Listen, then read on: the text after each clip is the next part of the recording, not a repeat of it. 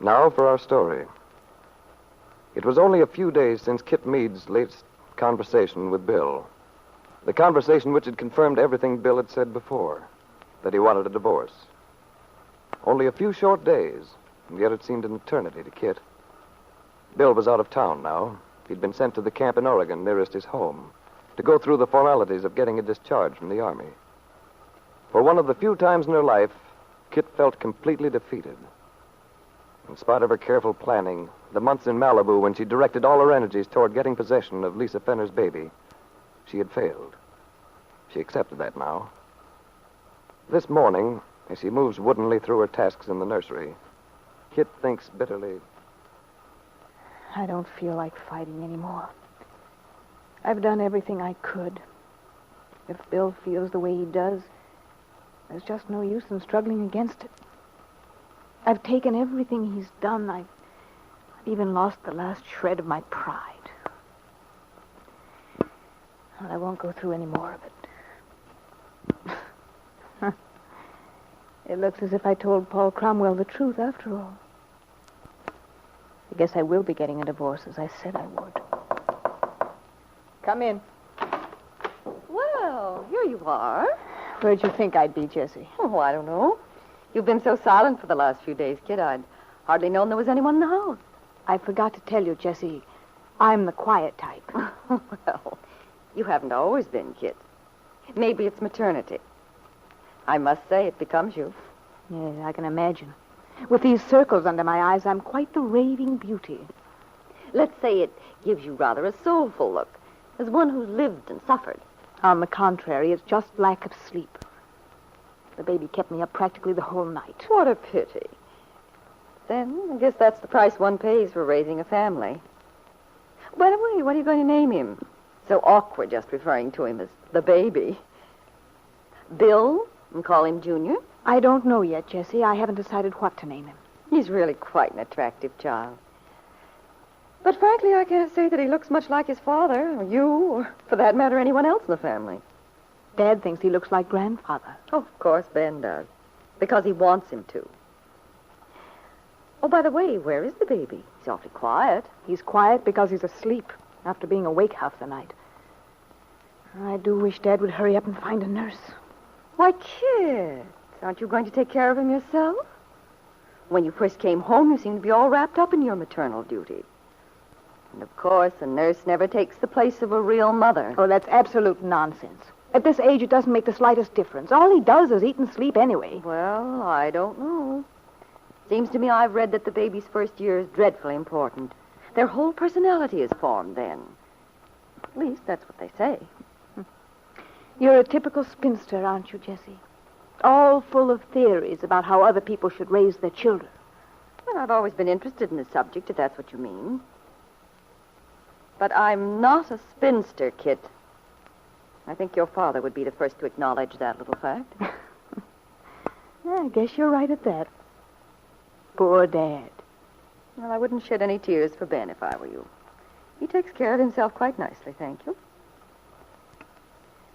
But really, Kit, I can't get over the change in you these last few days. When you first came home, you appeared to be so happy, so confident. Look, Jessie, you're not fooling anybody. Why don't you stop being such a hypocrite? You know perfectly well what's the matter with me. And perhaps I have my own theories. And you want me to confirm them, is that it? Well, I think I have a pardonable interest in what goes on in this house.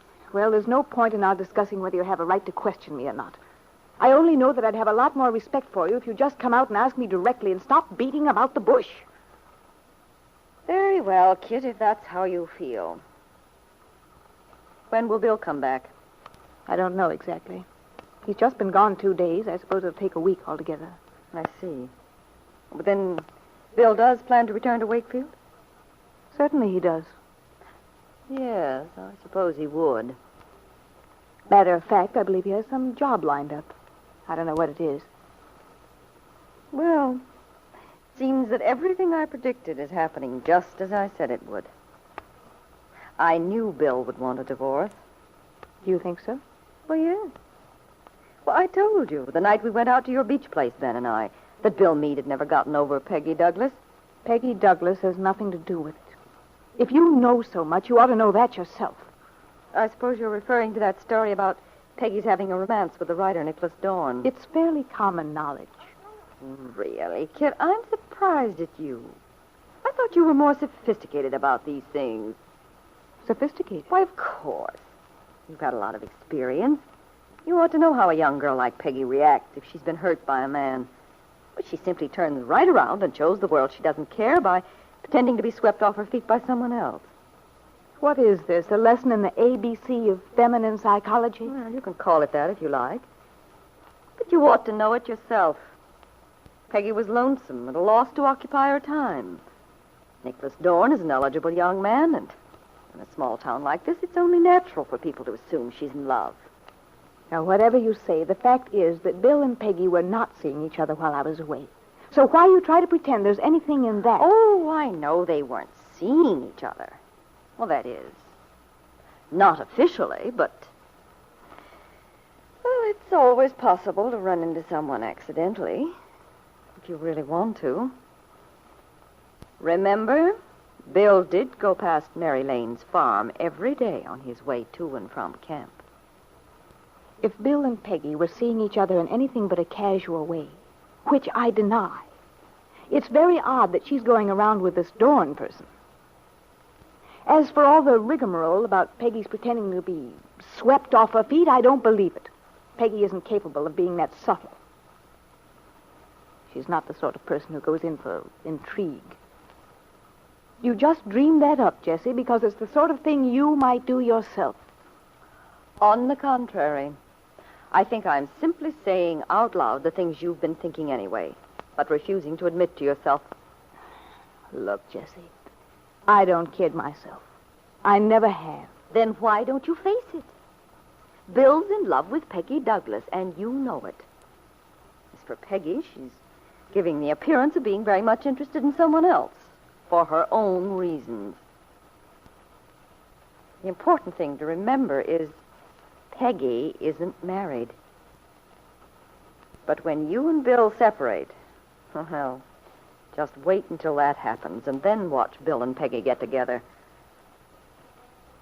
I've been right about this thing all the way through, and I'm still right. Mark my words. Jessie left the room then, and Kitt, white-faced, with her lips set in a hard line, paced angrily up and down the room. Jessie's right. She's malicious and vindictive, but she's not stupid. Everything she said is true, and I've known it all along in the back of my mind. I can't face it. I can't. This whole town watching, waiting for me to get a divorce so that Bill and Peggy... Peggy. It always has been Peggy. Little Peggy Douglas with her schoolgirlish innocence. The farm boy's ideal in her checked gingham and curls. Peggy, all sweetness and light. How could Bill? How could he prefer her to me? I'd like to shake her till her pretty little teeth rattle. Oh, they'll all love it, too, the whole blasted town. They hate me anyway. This would give them a chance to really gloat. I can just hear him. Well, I guess Kitt needs finding out she's not so smart as she thought she was. It looks as if she couldn't hold a man after all.